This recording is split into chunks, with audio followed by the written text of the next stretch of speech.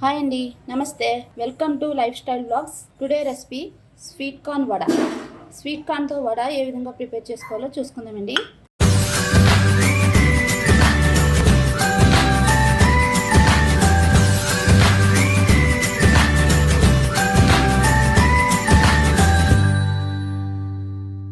ముందుగా ఈ sweet corn vada కోసం 2 కప్పుల స్వీట్ కార్న్ తీసుకున్నాయండి. ఈ స్వీట్ కార్న్ వడ ఏ విధంగా ప్రిపరేషన్ చేసుకోవాలో చూసుకుందాం. దీంట్లో కావాల్సిన ఇంగ్రీడియంట్స్: ఆనియన్ ఒక చిన్న ముక్క కట్ చేసి పెట్టుకున్నామండి, కొంచెం క్యారెట్ తురుము పెట్టుకున్న కొత్తిమీర, 1 ఇంచు అల్లం, అలాగే 2 పచ్చిమిరపకాయలు, 2 స్పూన్స్ రైస్ ఫ్లోర్, 2 స్పూన్స్ శనగపిండి, సాల్ట్ రుచికి సరిపడినంత, 1/2 టీ స్పూన్ కారం, 1/2 teaspoon pepper powder, 1/2 teaspoon chaat masala. Sweet కార్న్లో 1/2 ఇంచు అల్లం పీసెస్ ఉన్నాయి కదండి, అల్లం పీసెస్, అదేవిధంగా చిల్లీ కూడా బరకగా మిక్సీ పట్టుకుందామండి. ఈ విధంగా బరకగా ఉండేటట్లు మిక్సీ పట్టుకోవాలండి.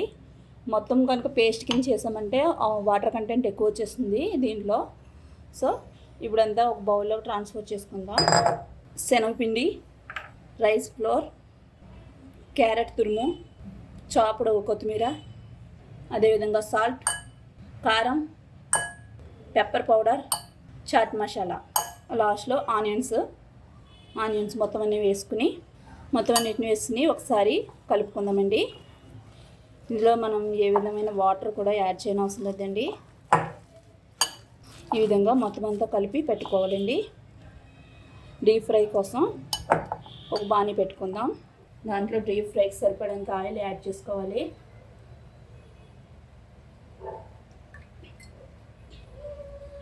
ఈ విధంగా ఆయిల్ యాడ్ చేసుకున్న తర్వాత ఆయిల్ బాగా హీట్ అయ్యే వరకు వెయిట్ చేయండి.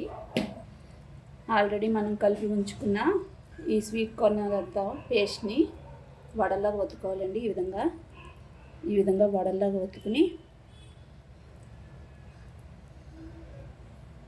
నెమ్మదిగా వేయండి. ఆయిల్ ఓవర్ హీట్ అయ్యి ఉంది కదండి, మీదకు తూలుతుంది. కొంచెం జాగ్రత్తగా వేసుకోండి నెమ్మదిగా. నేను చిన్న బాణీ పెట్టుకున్నాండి, సో నాకు 4 సరిపోతాయి. మీకు కావాలంటే పెద్ద బాణీ యూజ్ చేసినప్పుడు ఇంకా కావాలంటే ఎక్కువ కూడా వేసుకోవచ్చు ఒకసారి.